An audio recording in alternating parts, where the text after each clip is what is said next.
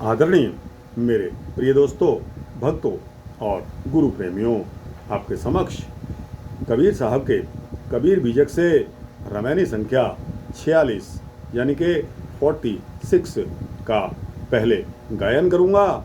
उसके पश्चात इसकी साखी है उसका भी गायन करूँगा तथा इसका भावार्थ उसके बाद में करूँगा।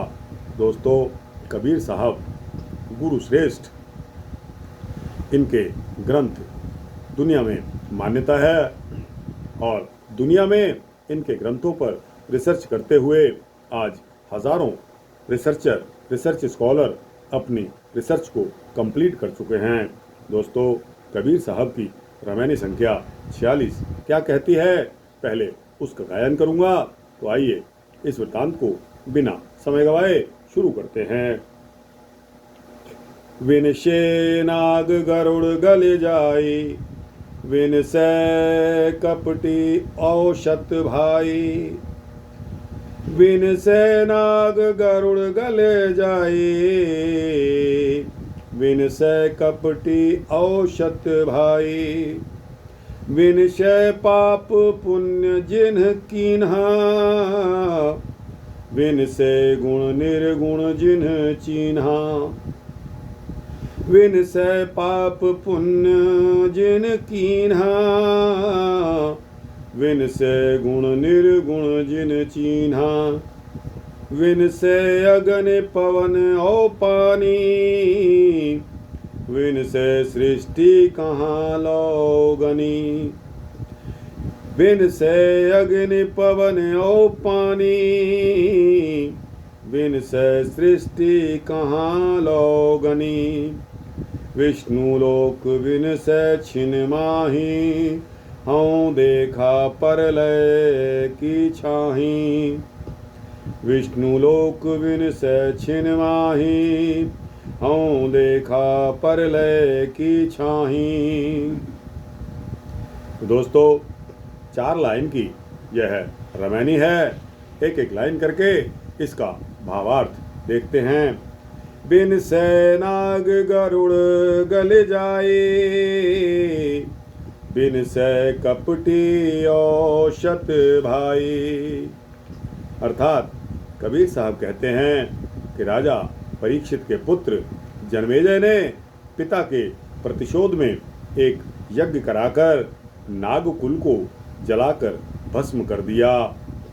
नागों के शत्रु गरुड़ भी गलकर मिट्टी में मिल गए। महाभारत युद्ध में छल करने में निपुण शकुनी मामा मारे गए। अहंकारी दुर्योधन अपने 100 भाइयों और सेना सहित मारे गए। बिनसे पाप पुण्य जिन कीना, बिनसे गुण निर्गुण जिन चीन्हा।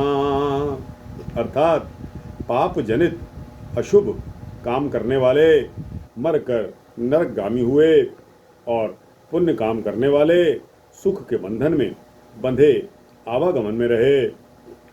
सगुणोपासक भी काल के आहार बने और निर्गुणोपासक भ्रम में भटकते हुए विनष्ट हो गए।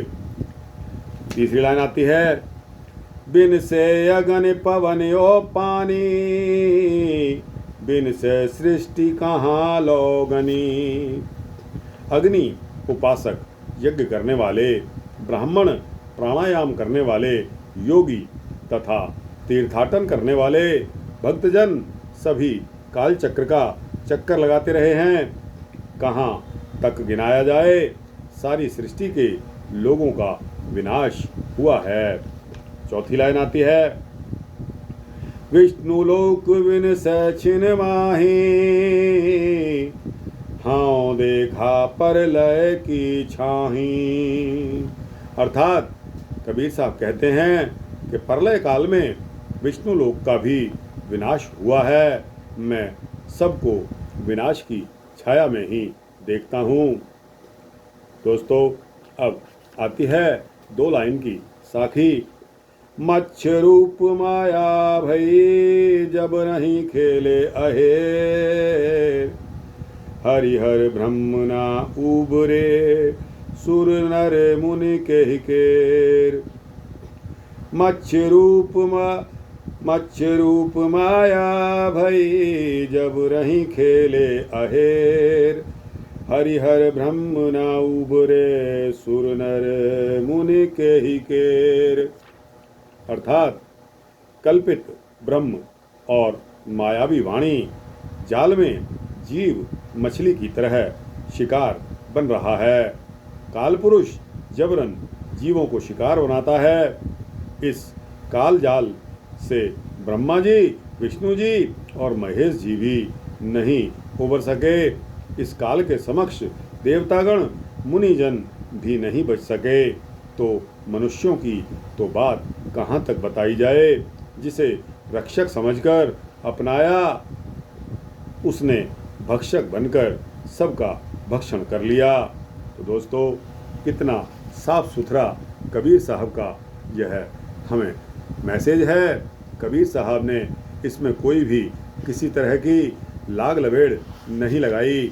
और दोस्तों, यह जो कबीर साहब ने ब्रह्म और मायावी वाणी जाल में जीव मछली की तरह शिकार बना हुआ है।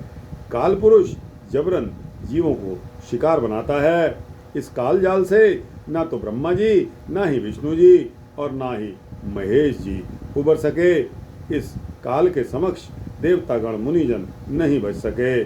जो मनुष्यों की बात तो मैं कहाँ तक बताऊं। जिसे रक्षक समझा वही भक्षक बन बैठा। तो दोस्तों, आप भी सावधान हो जाएं आजकल के पाखंडी लोगों, गुरुओं से, महात्माओं से, संतों से, कि जो अपने स्वार्थ की प्राप्ति के लिए आपको शिष्य बनाते हैं, उनका अनुसरण न करें। तो दोस्तों, यह रामायणी संख्या 46 कबीर साहब की यहाँ समाप्त होती है। साथ ही इसकी साखी का भावार्थ मैंने आपको सुनाया। आपको कैसा लगा? अच्छा लगा हो तो इसको लाइक और शेयर करिए। अपने दोस्तों, भक्तों, मित्रों, जिज्ञासुओं तक पहुँचाइए। कमेंट सेक्शन में जाकर अपनी राय भी लिखिए। और दोस्तों, इस चैनल को सब्सक्राइब कर देंगे तो आपको इसी तरह के सूक्ष्म भक्ति वृत्तांत मिलते रहेंगे। जय कबीर साहब, जय सतगुरु कबीर साहब।